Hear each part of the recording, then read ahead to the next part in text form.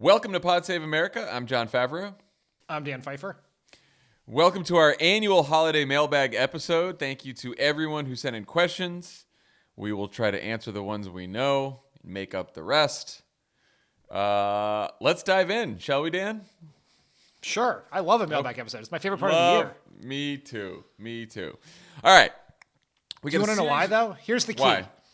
We are offloading the work of doing the outline onto the listeners.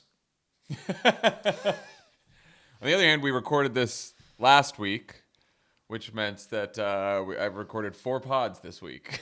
There's been a lot of podcasting going on right now. All right, we got a series of questions from Colin Tobias, Marie Stevenson, and someone on Twitter named Patches. They were all about which Trump appointments and executive orders can and can't be reversed by Biden.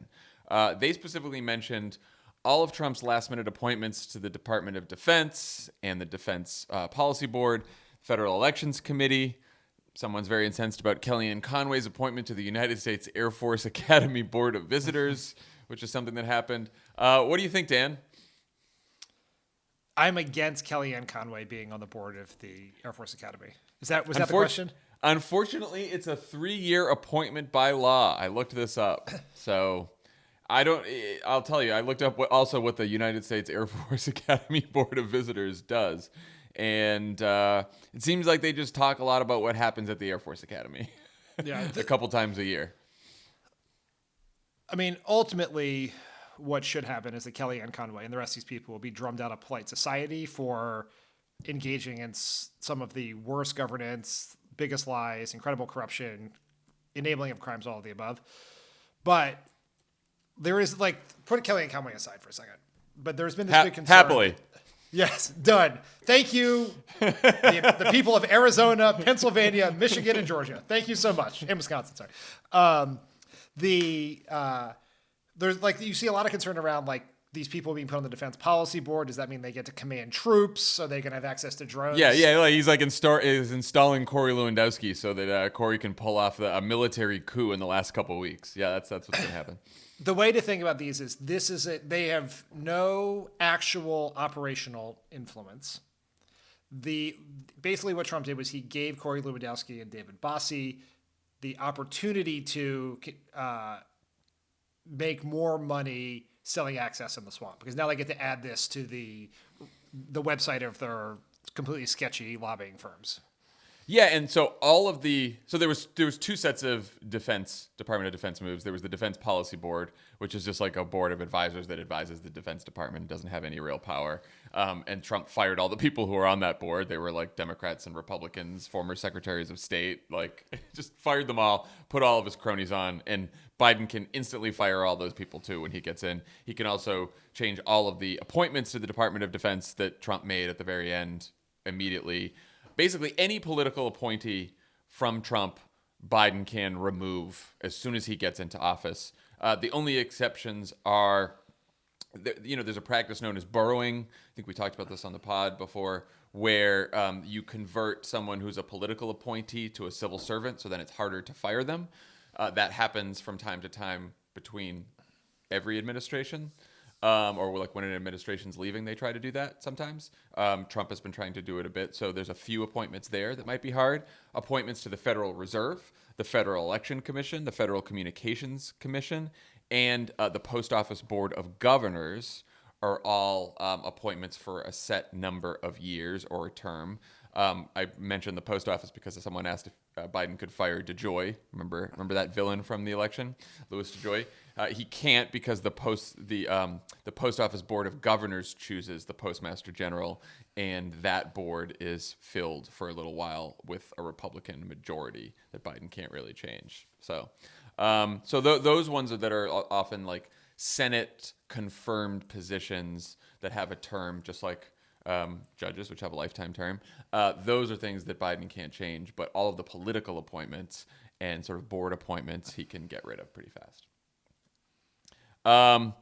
Cody Hudson asks, how quickly can Governor Newsom replace Senator Harris? Is it possible to appoint and install someone on January 20th? Not only is it possible, he has to. He's got to pick an appointment or replacement by January 20th. So it will be soon. And he will pick someone, and then that person can be sworn in 5 minutes later, as soon as he could dispatch someone to D.C., announce that they could walk into the Senate, and Mike Pence would be forced to swear that person in up until January 20th, and then it would be Kamala Harris. Is it true that you're on the short list to replace Kamala Harris, Dan? It is not. It is not. It's not. Okay, not we're confirming that here. Well, at least no one has informed me of that. But I would not expect it. You would not expect it. Okay, well. Josh asks, if Georgia elects 2 Democrats and the Senate is split 50-50, will Schumer become majority leader and determine which legislation gets a vote? Yes. Yes, he will. That's the whole point of this.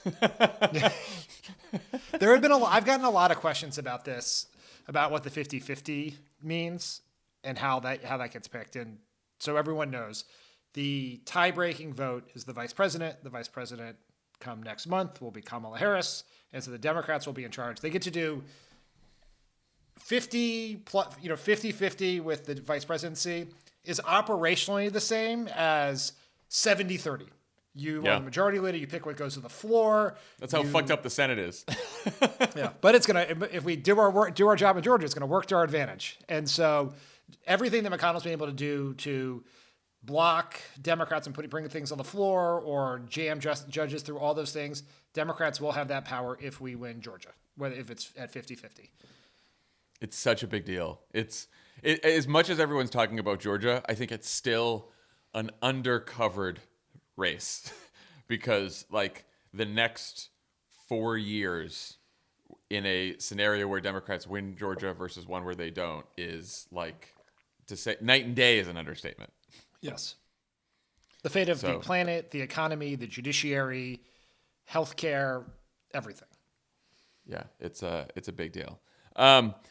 Speaking of which, Bethany Mager asks, will we know the outcome of the Georgia races on January 5th or wait longer for all votes to be counted like the general? What do you think? I think it's unlikely we'll know that night because I'm presuming these are close, which I think is a very safe assumption given how close they were and how close Georgia was, even at the presidential level in November. There will be fewer number, even if turnout seems like it's going to be quite high for a runoff, it's going to be, I assume significantly less than the presidential. And so it will not take us long to count votes, but it will still take time. Yeah, it could. When did we know that Biden was ahead in Georgia? It was like the next day or the day after? No, it was the same day that it was the same day of Pennsylvania. So I think it was Friday. Wow. Okay. Yeah. So it could be a little while. And the first 2 days of voting in Georgia, we're recording this on Wednesday, the week before, have already been bigger than the first 2 days of early in-person voting in the general. That said, something like 98% of the voters voted in the general, so it's not like a bunch of new voters yet. But I think it's going to be a pretty big turnout. Yeah. I mean, there's $500 million of ads on the air there, so I don't think anyone's missing. No one's going to be caught off guard that there's a Senate election happening. Yeah, hopefully. Adam Kellman. For some people, I wouldn't mind being caught off guard. Yeah, Lynn Woods people. Yes. Adam Kellman asks, what are the Dems' chances in the Senate in 2022? Both Wisconsin and Pennsylvania seem like a good shot to win. CC John Fetterman. I guess Adam wants the lieutenant governor to run for Senate in Pennsylvania. That's not a bad idea. I support that. Did you just endorse him? Yeah. Dan, I think primaries are healthy, so everyone get into the primary. That's my position. What do you think?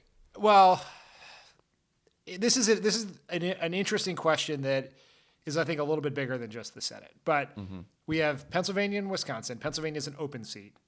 Wisconsin could be an open seat because Ron Johnson has not yet said whether he's running. I think we would be better off running against Ron Johnson than some other generic Republican because Ron Johnson is currently, as we were doing this, having a complete insane conspiracy-fueled meltdown during his Senate hearings on election integrity. Although conspiracy-fueled meltdowns are what excites the Republican base these days. That's true. That's true. That is what gets them going. It's not. That's true. Maybe, in the old days, it was tax cuts and cutting regulations. Well, I will say, because it is relevant here, is that the primary conspiracy-fueled meltdowner underperformed generic Republicans across the country. So maybe a generic Republican might do better. But so you have Pennsylvania, Wisconsin, North Carolina, open seat because Burr is retiring.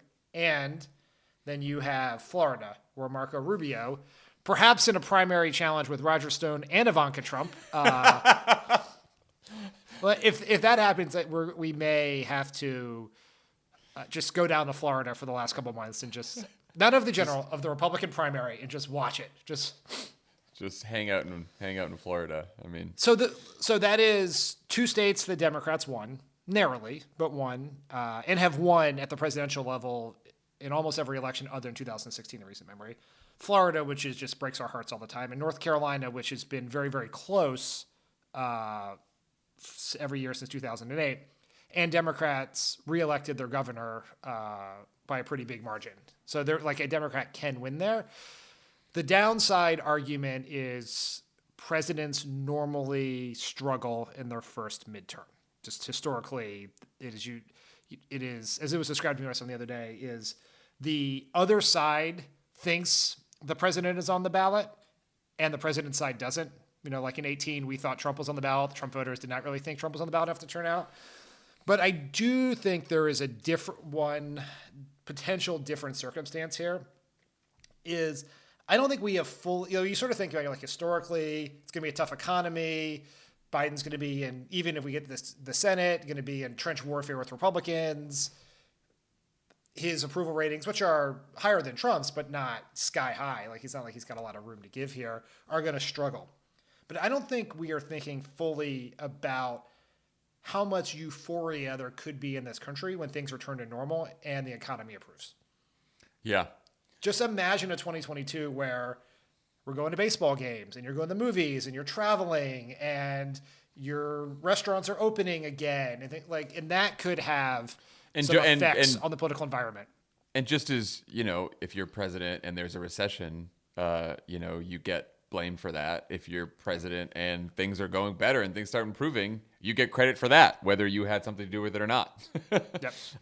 And so that could benefit. Look, I mean, I think this is all those states that you mentioned where we have pickup opportunities it's like we're right back to the 2020 election. They're just incredibly close states. The interesting thing about Wisconsin is, so in 2016, we had an incredibly close presidential race. Hillary Clinton narrowly losing that state.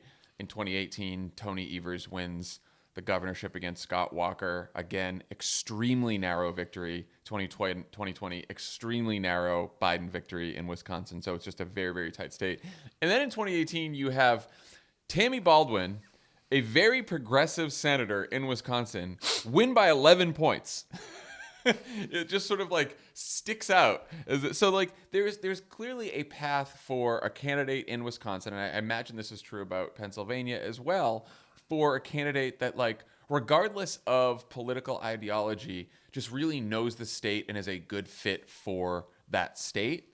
And I do think that nominating candidates in those races that are like just really good fits for their state is incredibly important. Now, what does a good fit mean?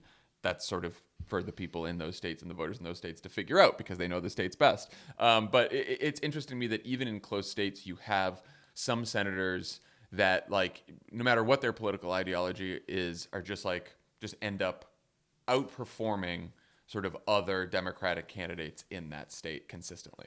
Okay.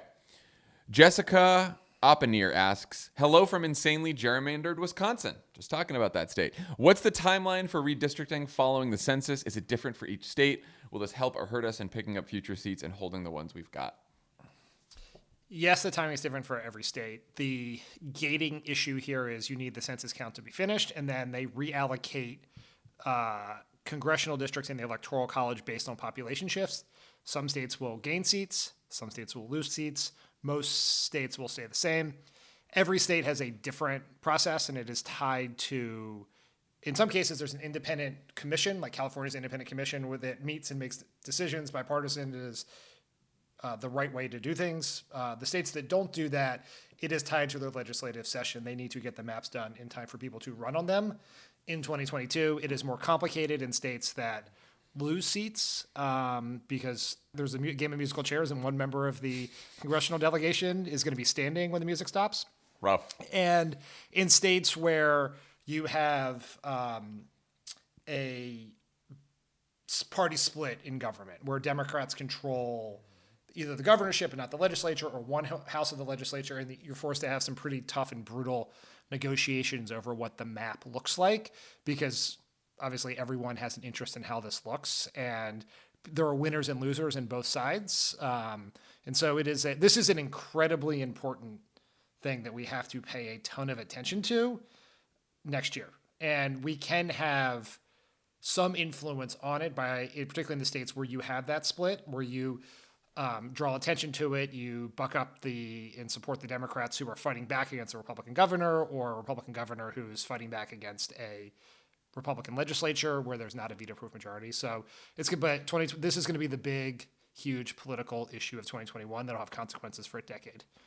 What happens in those states where there is a split? What could public pressure affect in those states if there's a Democratic governor and a Republican legislature, say? Well, I just think sunlight is helpful here, where Republicans want to do their voter suppression and their anti-democracy in the dark. And so if you just shine a light on it and talk about it and argue about it, and you provide support to the Democrats who are going to be, in some cases, under tremendous pressure to give in to Republican demands. And look, the best way to have influenced this would have been to flip all those state legislatures. Right. A month ago, we did not do that. So we're playing with a less than ideal hand, but we still have some agency here. And I think even more broadly, a huge imperative for the Democratic Party is to make the Republican anti-democracy agenda part of our message. And here you're going to have real. Well, we'll have plenty of chances. Yes. Yeah, it's a target. It'll be a target-rich environment. M. Ahu asks, what lessons for funding candidates did the DNC take away from this election? How much is enough funding given that Sarah Gideon hasn't even been able to use all she got? Should the model change? I believe Sarah Gideon ended her race with $13-14 million in the bank, which is that's a lot of money. Yeah. It was at 15. Oh, it was 15. Cool. It's a lot of money. Yeah. So what do we do about that? That's a lot of money. Now, usually we should say that I think Susan Collins ended with almost $3 million in the bank, and candidates on average end their campaign with Senate candidates with $2 million in the bank, which is still just a lot of money. That, I will say one caveat on that is very much skewed by the number of non-competitive Senate races there are, where donors and PACs and others pour money into safe seats, right, for influential senators for access, which speaks to another flaw in the system. And so someone who has a non-competitive race often gets way more money than they need and then has no reason to spend it, and they carry that over to their next election. You can be transferred to a presidential campaign. Kirsten Gillibrand had $10 million, I think, left in her Senate account and used it to fund her presidential campaign. Right. Sarah Gideon could theoretically run for president and use that money in that campaign or in another federal campaign for Congress or Senate or whatever. I think there are a couple important points to make about this. One is no one person or one entity decided that Sarah Gideon should have all this money or Jimmy Harrison should have all this money. Yeah, I will say, and you see this in just the way that this person framed the question too. Like, what lessons for funding candidates did the DNC take away from this election? You know, the DNC it's really not this sort of all-powerful organization running things behind the scenes, pulling strings. It's just not. I'm not going to be critical of the DNC, or it's just not. And so it's not about. Look, I think party committees. They have some responsibility here. They certainly make mistakes. There are a million different ways to criticize both the DCCC and the DSCC, which is the Senate Campaign Committee. It's not the DNC that has to do with Senate races. But this money situation is not a party committee issue as much as it just a lot of money came in. Yeah, all this money is grassroots. And even when you look at the DSCC, you can look at how the DSCC spent money it raised and where it spent it and say they should have spent more here. They should, like Iowa, for instance, was never as close as we thought. That was a mistake. And you're going to have that in every cycle. But what happened here was there was a huge wave of enthusiasm to run against Trump anyway. Sarah Gideon raised millions and millions of dollars before she even was officially the nominee because people poured money into funds 2 years ago when Susan Collins voted for Brett Kavanaugh in a fund like our Unify or Die fund at Kirk Media that would go to the eventual nominee.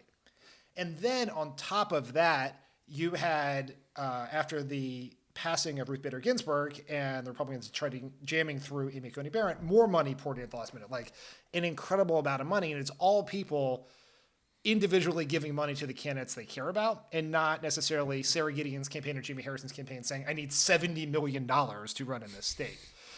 The broader lesson, I think, for all of us, people encouraging donations, people making donations, the party writ large, is we need to take some of that money that we give in large amounts on aggregate in election years and start moving it into non-election years.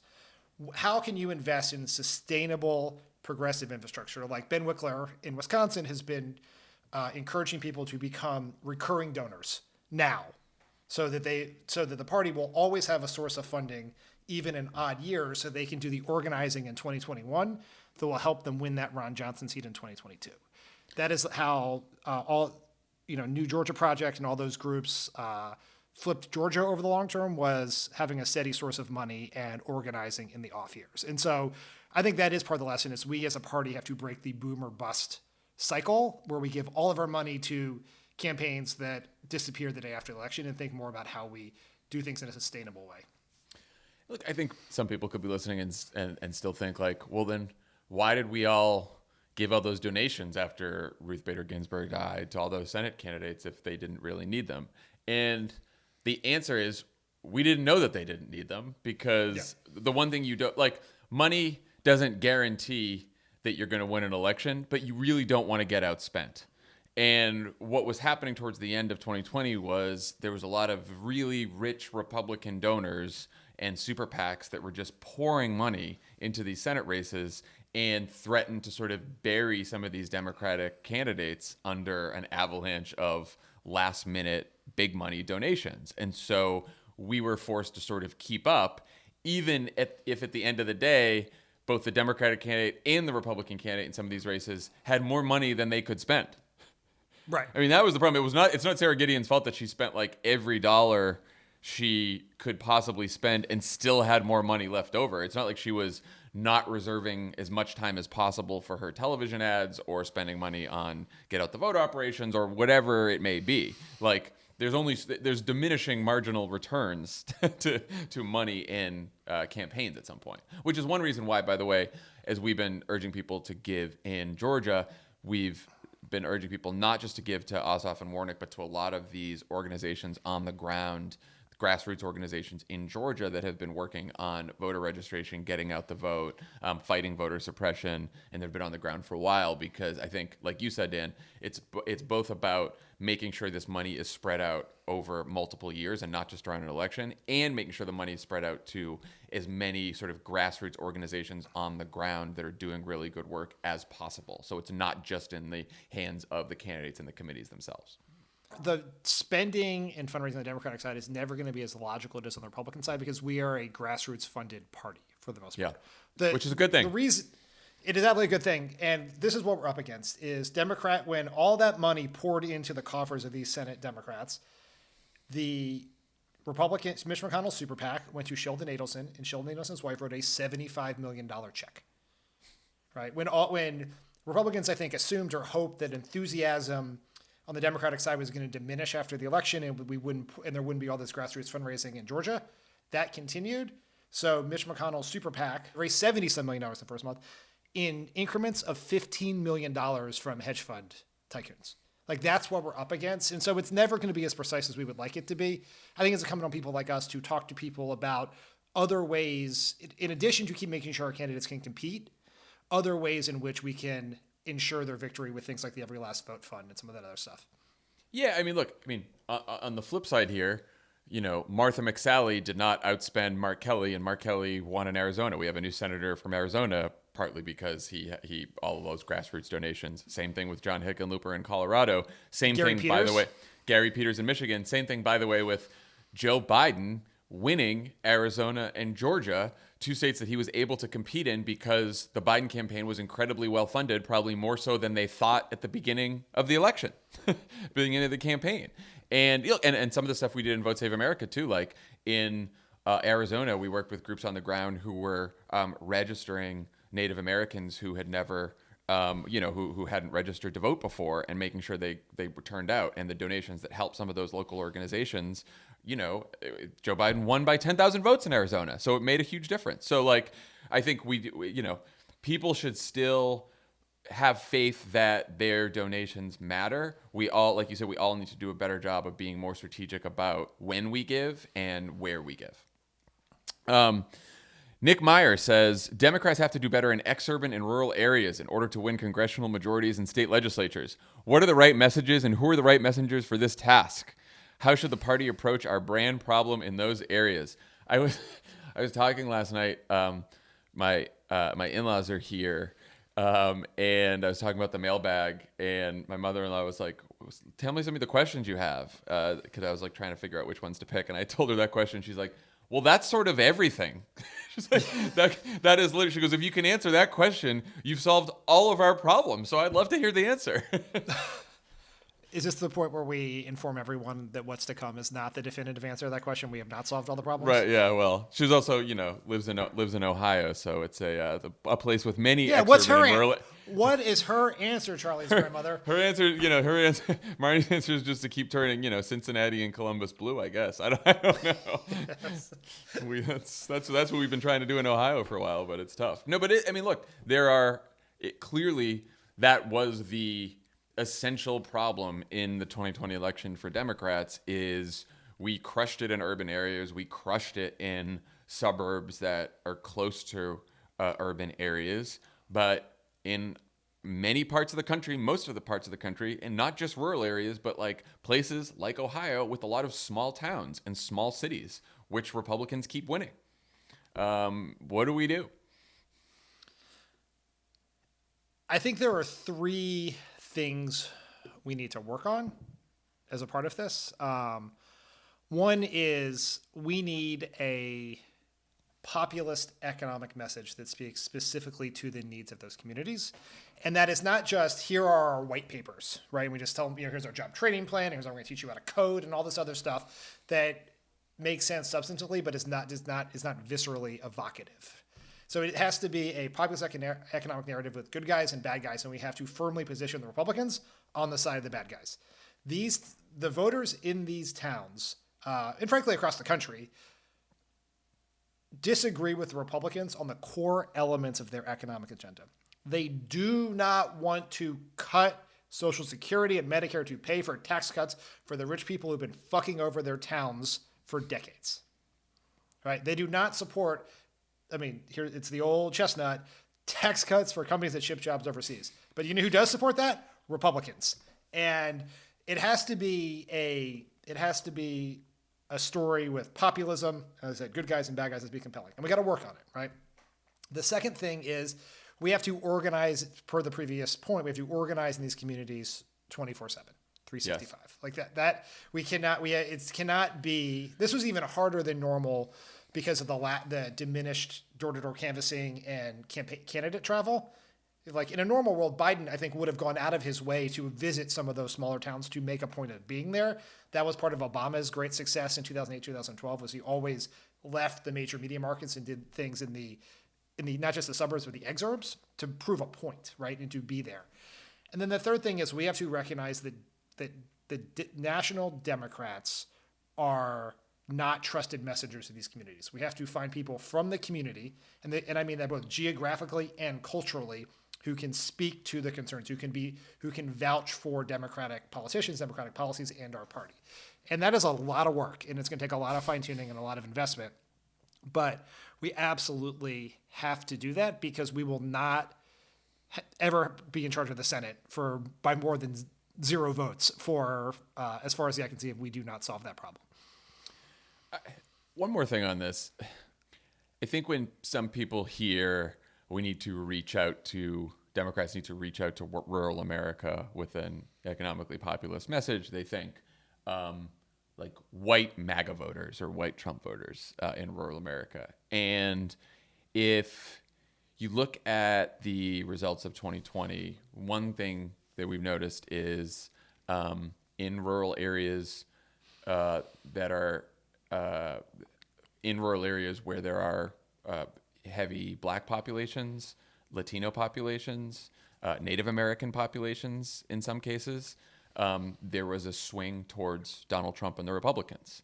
And what we have to start asking ourselves, what does it say if Latinos and Black Americans in rural areas are starting to vote more like white Americans in rural Americans than they are Black Americans and Latino Americans in cities and suburbs, and white Americans in cities and suburbs? And what does it say that the geographic divide and the education divide is becoming perhaps more salient politically than the racial divide?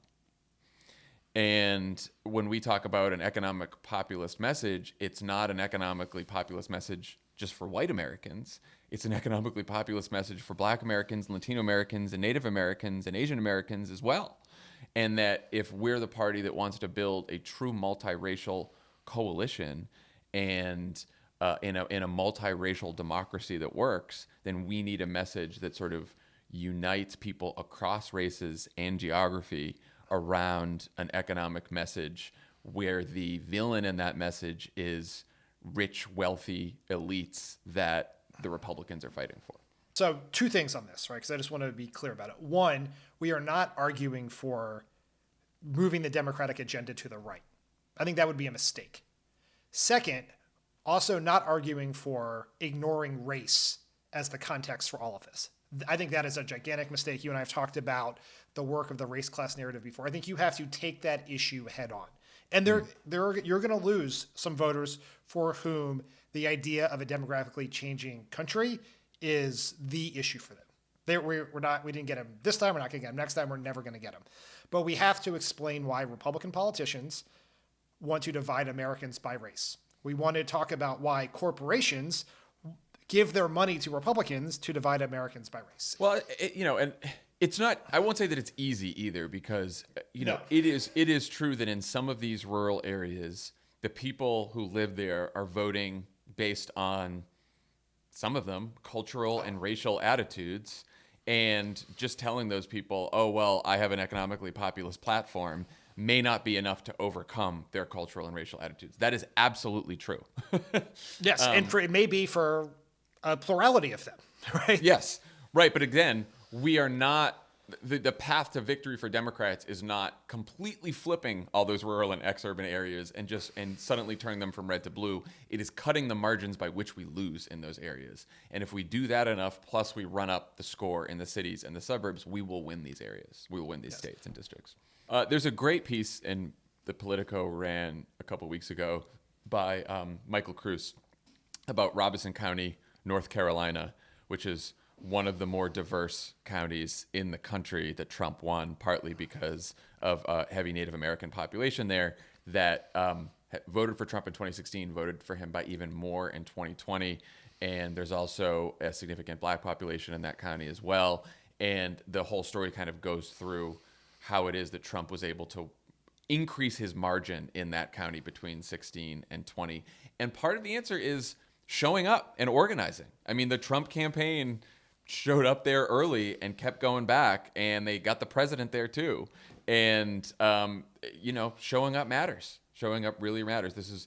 You hear Stacey Abrams talk about this in Georgia. Beto talked about this in his 2018 race in Texas. Like, Democrats need to, the message is important, but just the first step is just showing up in a lot of these rural and exurban areas, which again was hard during a pandemic, will not be the same in the future, hopefully. 2 other questions along these lines came from Elizabeth Hernandez and Ali Elliott, and they basically were asking why Republicans are so much better at communications and messaging and storytelling than Democrats, and what we can do about it. The question that has been asked in every fundraiser I've been in my entire but mostly San Francisco, Hollywood, Manhattan. You get into those fundraisers with those people, the first question is, why are they so much better at it than us? I mean, we should have just asked this question first and then talked about it for 2 straight hours, because we could. I know we could do a whole show on this. So let's stipulate the Democrats could be better at all of these things. Yes, of course. Absolutely true. We could have a tighter message. We could have better talking points. We could have more people on more shows saying more smart things, and all of that would be good. But I think to understand, and then let me stipulate one other thing. It is also really, really hard to do this well when you don't have the White House. Right? That creates the organizing principle for the party. You have a person with a very large megaphone who can set the stage. It is why when there were battles between congressional Republicans and Obama over ACA, the debt ceiling, Obama generally won those because he had a bigger megaphone and the party could follow his lead. Having said that, the problem is much more complicated than better talking points or better surrogates or whatever. I mean, one is Republicans are a ideologically, demographically, and increasingly geographically homogenous party. Yes.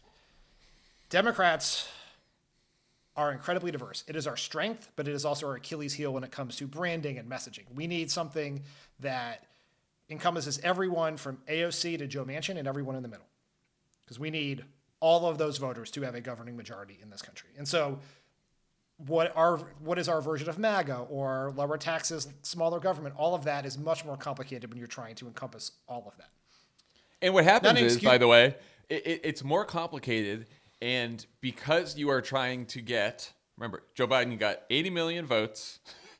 And if, 40,000 had gone the other way, in a few swing states, Donald Trump is president, which means that you need to get like everyone who's a fan of the Justice Democrats and everyone who's a fan of the fucking Lincoln Project on the same page voting for the same candidates. So when you try to do that, you end up with lowest common denominator messaging that can appease everyone but excite very few.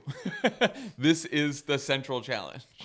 Which is why Joe Biden outperformed Democrats and Republicans outperformed Trump.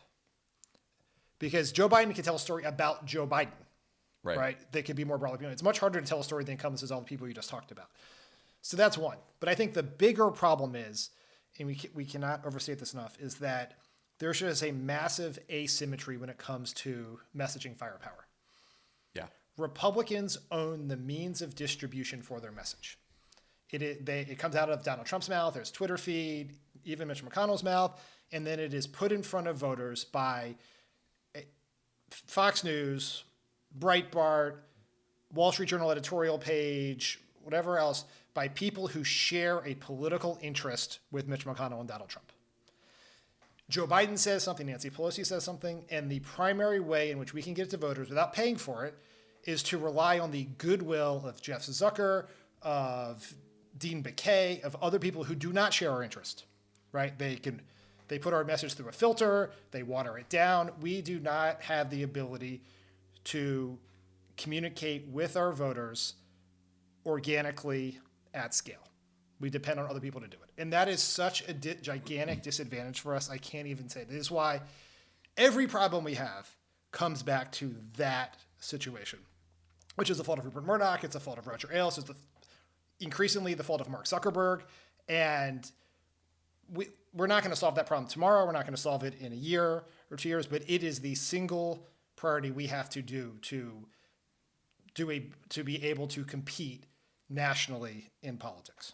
And by the way, going back to the last question we got, it's easier to sell a caricature of Democrats in some of these rural and exurban areas where local news sources have been decimated and where they get their information from is increasingly Facebook and Fox and Sinclair-owned local news. You know, I mean, Barack Obama talks about this all the time, and he wrote about this in his book, which is like when he was running, he could go to downstate Illinois or Iowa and show up to places, and people would get that he was not the madrasa-educated secret Muslim terrorist that Fox News was telling everyone he was, because they could see him and meet him and experience him, right? And now, like a lot of those places, they don't see the candidate, they don't hear messaging from the candidates, they don't get good like mainstream news. It's all like Fox and propaganda bullshit, and so it is easier to sell a caricature of national Democrats in a lot of these places. And if we do not fight against that, if we do not have some competition there, we're not going to be able to deliver our message. And we can't just hope that like we shut down Fox and shut down Sinclair and stuff like that, because then, as we've seen, Newsmax will pop up or OAN will pop up in its place. Like the right-wing propaganda machine's always going to be there. Like we have to find ways to counter that, or else we're not going to be able to compete. Think about the difference between how Fox News describes Democrats and how the New York Times describes Republicans. Right? Yeah. Right. Don't. I get so angry. The idea that the New York Times and Washington Post and CNN are like liberal propaganda is, yeah. Are you kidding me? It's not even, and I say that not as a critique of the New York Times. It's not the New York Times' job. That's not their job. To convince voters, right? But it is how we get it is how our voters, and I use the New York Times broadly. It could be New York Times, it could be local news, it could be local newspaper. Right. There is no difference between how Donald Trump and the Republican Party described Democrats in their campaign ads in 2020 and how Fox News does it.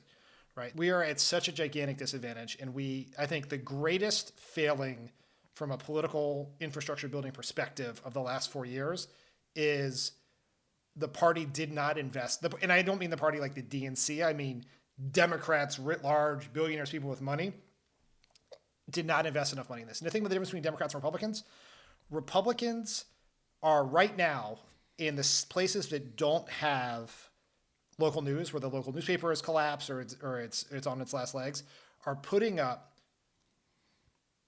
benign sounding local propaganda sites to push conservative messaging into the community. Yeah. And that is being funded by Republican billionaires who want to continue to profit off pollution, lower tax rates, all of that. And Democratic billionaires are buying dying mainstream publications and trying to prop them up, whether it's Time Magazine or The Atlantic or things like that. And it's just a fundamental different approach to this. We have not invested in our information arsenal, and it is devastating. I will make one more point about the Democratic and Republican messages and how they flow from each party's ideology that I think that matters here. Republican message is easy, and I could write it all day long, because what they do is lie about shit to make you angry and afraid and cynical about politics.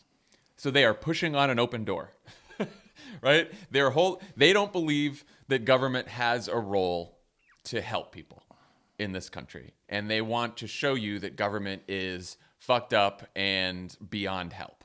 And they get to prove that every day by fucking up government and trying to shrink it and trying to make people angry and afraid of each other. And again, they lie all the time. When you can lie all the time, when you are shameless, when you are unable to be shamed, it is easier for you to, whip people up and get them angry and pissed off every day. It's just an easier thing to do. Like, our ideology is about self-sacrifice and the obligation we have to one another, and making government work for everyone, and making sure that everyone is equal in the eyes of the law. And in a country of 330 million people of like every different ideology and background and race and religion, that's really tough. It is easier to burn down the fucking barn than to build something. And that's why always the Republicans will have an advantage with their message, and it'll always be harder for us to get people to like come together and build something together.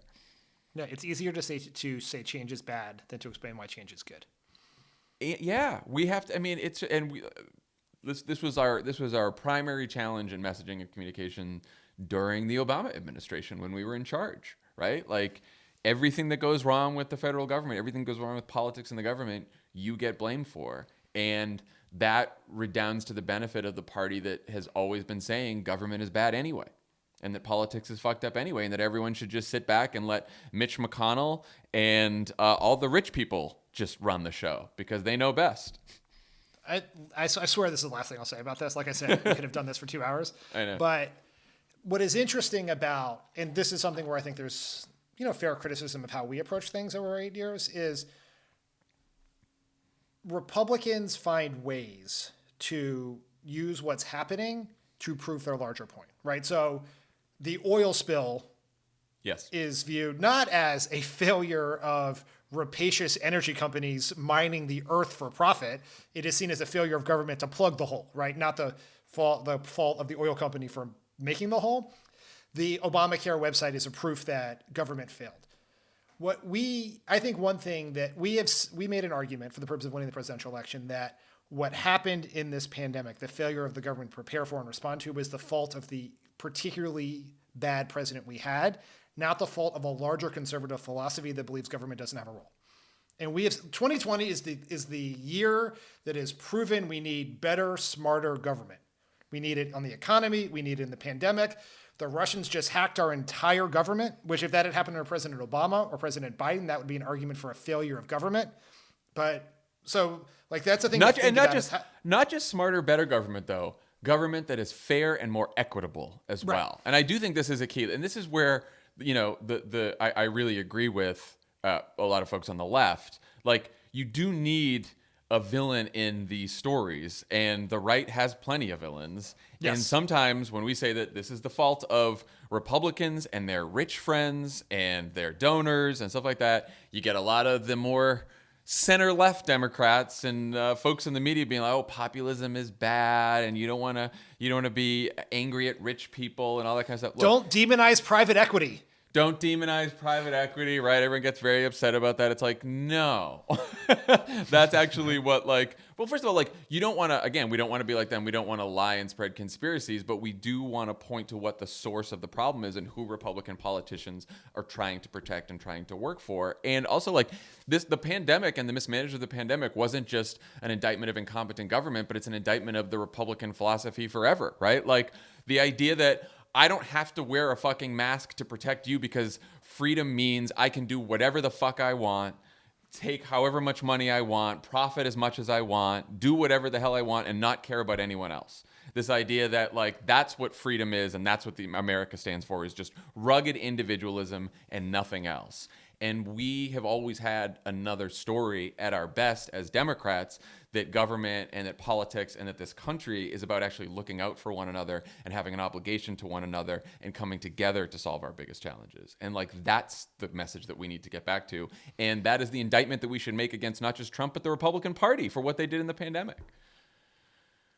Anyway, like you said, we could talk about this for an hour. All right. Here's some fun questions. Amber asks, if you could have any cabinet level position, what would it be?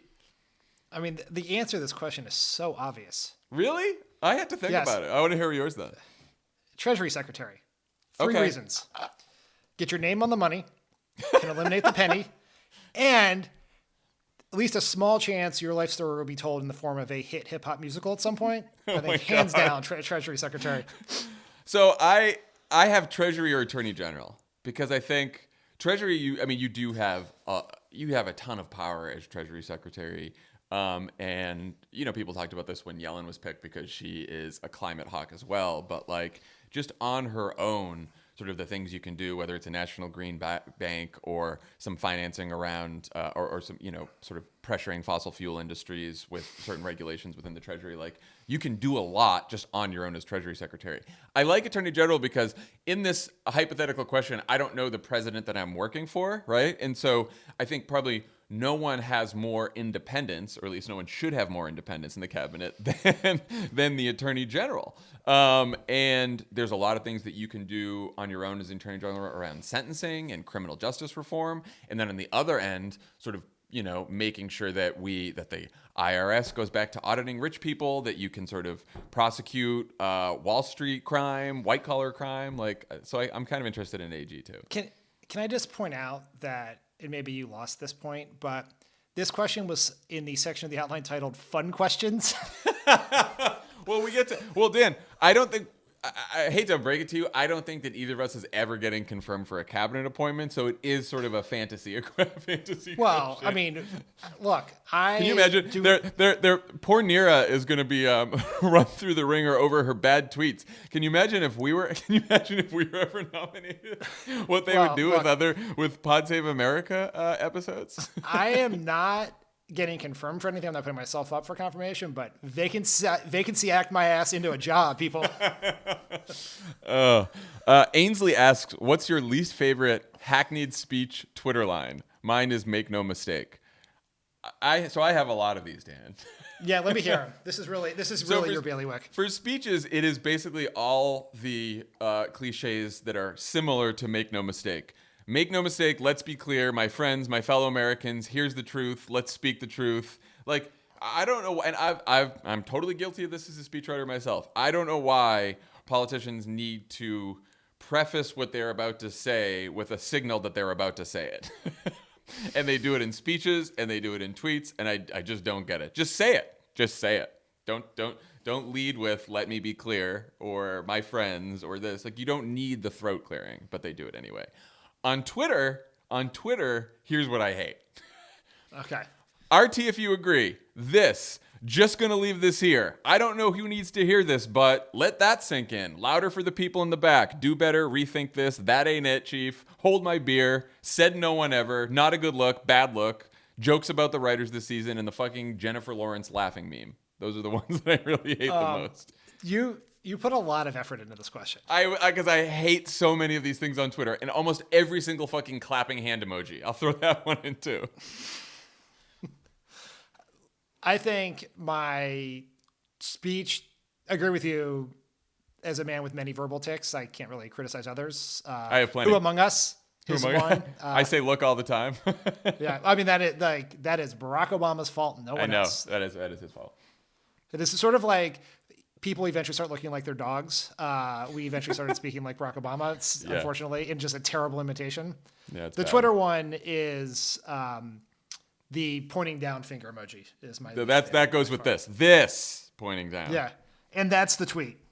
That's the. That's it. Oh, I forgot that's the tweet. Yeah. How did I forget that one? That sucks too. Okay. Megan Dombrowski asks, "Were you guys excited for Taylor Swift's new secret album drop?" Lots of questions about Evermore. Dan, this is obviously for you. Yeah. I have a question for you. Sure. Has Charlie ever listened to any music that was not performed by Taylor Swift? Yeah, all this stupid fucking kids music that comes in all these toys, like the Purple Elephant song and all that shit that is now stuck in my head. But other than that, so Folklore was released on Charlie's birthday. The day that Charlie were, and when we were, from the moment we were in the hospital until we came home, all through August, we probably listened to listened to Folklore, I don't know, a million times. You know what the Spotify does, the like artists you listen to most and all that kind of stuff.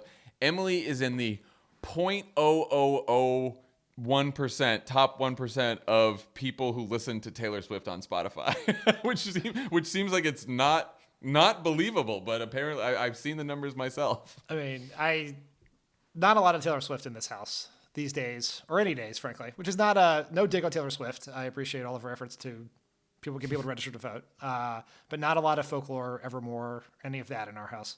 A lot of Folklore, and now we're enjoying Evermore very much. Love the album. Big Swiftie. Switching gears, David Greger asks, will the 76ers additions of Doc Rivers, Seth Curry, and Danny Green and keeping Ben Simmons at point guard be enough to get them over the hump? What does over the hump mean? Does that mean getting out of the second round of the playoffs? It seems possible. I did watch the first preseason game last night against the Celtics, if you will. And it's all preseason game. It doesn't count. But it was very nice to see the Sixers look like a normal basketball team with multiple players who can dribble the ball and shoot, and That's not always sort of helpful. running an offense as if they were all locked in a very small closet under the basket together. So I'm very happy with where the Sixers are. A lot of questions about whether we're going to trade for James Harden or not. It's very, very exciting time. And I could honestly, the fact that the NBA is coming back next week is a great end of pandemic gift. Yeah. Over the hump, relative term. You can just take it however you want. Yes. Can they get out of the second round with it? I like to think they can. Great. Switching gears again, Dan. Matt Scazzillo asks you, who's the top chef GOAT? Okay. I'm so glad you asked this question. I could talk about this even longer than our discussion on messaging. Or but the I will Sixers. shorten it or the Sixers. I actually have more to say, and it's a less fraught topic for me personally to talk about Top Chef than the Sixers, which is very, very emotionally challenging, particularly talking to a Celtics fan at the time.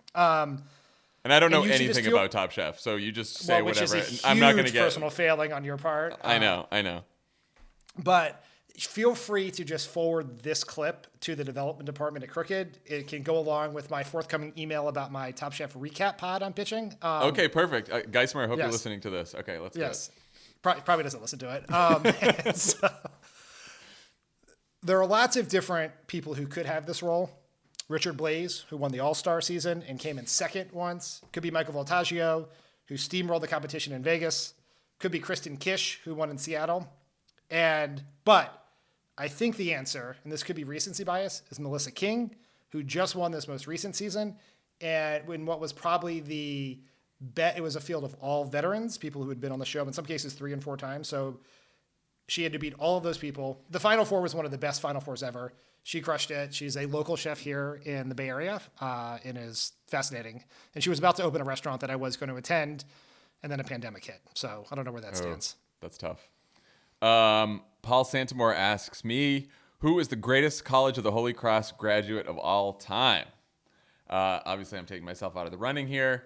So, Dan, here are the most notable College of the Holy Cross graduates. Bob Cousy, Clarence Thomas, Bill Simmons, Chris Matthews, and Tony Fauci. I it's got to be Fauci. It's clearly Tony Fauci now. It was Fauci, then Bob Cousy, and then you and Bill and Chris Matthews can figure it out. And then there's like 75 people who failed out, a guy who probably vomited himself at a party, and then Clarence Thomas, in that order. We had the Holy Cross has a DC internship program. That's how I got started in politics. I was interning for John Kerry. But every class of Holy Cross interns that does the DC program gets a tour of the Supreme Court, a personal tour from Clarence Thomas. And I met Clarence Thomas in college, and he gave us a tour of the Supreme Court. So that was nice of him. And that's all I can say about him ever. But yeah, he's the most notorious grad of Holy Cross for sure. Tess Kearns asks, did you guys eat chicken tenders on election night to keep the Obama tradition going? That's a you thing. I never ate chicken tenders on election night. Yeah, it was big nights. So this is a process we started during the debates in 2007, 2008, continued in the White House for State of the Unions, national addresses, and then election nights. Did not eat them in 2016. Donald Trump became president. The government was hollowed out. A pandemic raged across the country. Figured, I like chicken tenders anyway, so let's not leave nothing to chance. I didn't eat anything. So. I didn't eat a thing on election night because I was too nervous, and I could barely breathe until Fox called Arizona, and then I took a few more breaths when the big dump of votes came in Milwaukee at 2:30 a.m. I was so convinced. Pacific time. One, a lot of people right now are yelling at you for being one of those people who can't eat when they're stressed, as opposed to the rest of the world. I know, that happens to me. Two, the Arizona thing did nothing for me because as a veteran of the Gore campaign, Florida. when Florida was called for Gore, and then lots of people were saying they called it too early, and then you watch those numbers shrink, I was pretty nervous that we were seeing a repeat of horrible, horrible history. But then Milwaukee votes saved us. There you go. Sandy Chase asks, does Dan have a dog? I do not have a dog, John. I don't. When's Kyla getting a dog? Well, she wants a dog. It was on the list for Boy, do I think she deserves birthday. One. It was on the list for Christmas. Every time we do this podcast, she asks me if during the podcast I've seen Leo.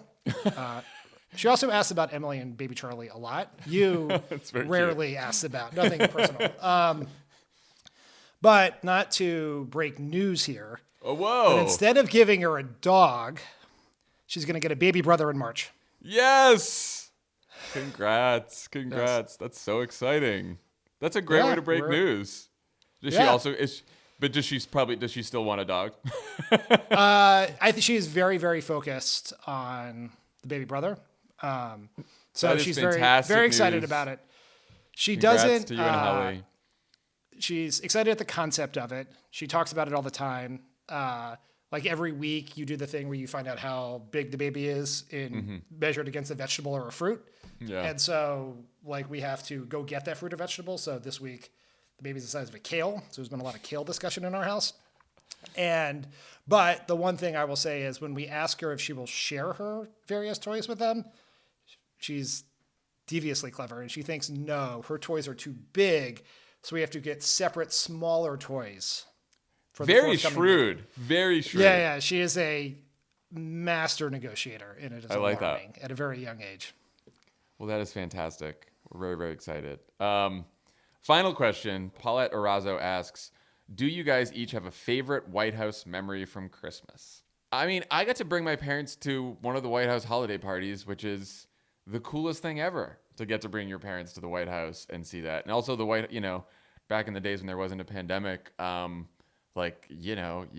White House really goes all out for Christmas parties, and you get to see the decorations and the Christmas tree, and sometimes, the president comes and speaks to everyone for a few minutes, and that's really cool. One of the funnier memories I have is, so they have like a senior staff dinner every year when we were in the White House. This was gonna be mine. Yeah. And they usually have a special guest come for the senior staff dinner. And I think it was the first year that we did it, the Rockettes came. And there is, I don't want anyone to really see this picture, but there is an incredibly embarrassing picture of all the Rockettes and me and Alyssa. And I think we're all like kicking our legs. That Alyssa loves this picture and has sent it around so many times. I would highly recommend you text her before this pod drops to make it very clear that you really meant it when you said you didn't want that photo out. That was an amazing one because there were two other special guests that year. They really went out. John Bon Jovi sang. Oh yeah, he performed. Yeah, and Will Ferrell read the Night Before Christmas. Oh right. Oh, long before you began starring in remakes of Will Ferrell movies, yes. But he read it, but in what I thought was a moment of incredible comic genius is he made no jokes. He just read it, which was just so straight read. Fucking funny that he did it that way because everyone kept waiting for it and it was just done and then he walked off stage. It was great. My favorite, that night was always like this senior staff party you would have, which was a much smaller group of people. You had a dinner, there was a performer, the president and the first lady both gave very meaningful remarks about the relationships that all of us had with them and the work we had done that year. Pete Souza would put together these books that had photos from the whole year. They were a yearbook, and then the president would give each of us one of those for the holidays. And like each of those books are like some of my most treasured White House possessions to like look back at them and like understand that year. But I brought my mom one year. It was like I think either the last year or the second to last year, and it was just like to bring your mom to this incredibly fancy thing at the White House, and the president and the first lady were so nice to her, and Joe Biden came up and and talked to her for a long time about Delaware, obviously. It was just like it was always like a really special night, and so that night would probably be my favorite holiday memory. And the food at the larger White House holiday parties were fucking great. The lamb chops, the latkes. Oh yeah, I missed that. Very, very boozy eggnog. I'm sure all the Trump holiday parties were like that this year too. Well, I mean, it was so hard to like drink the eggnog with all those masks on, right? Happy holidays, everyone. From all of us here at Pod Save America, I hope you have a good Christmas if you celebrate Christmas. Just some time off if you can. And we will have a New Year's episode next week with me and Lovett and Tommy that will be out on Monday of next week. And then we'll be back to our normal schedule the week after that. So have a great holiday, everyone. Stay safe and get some rest.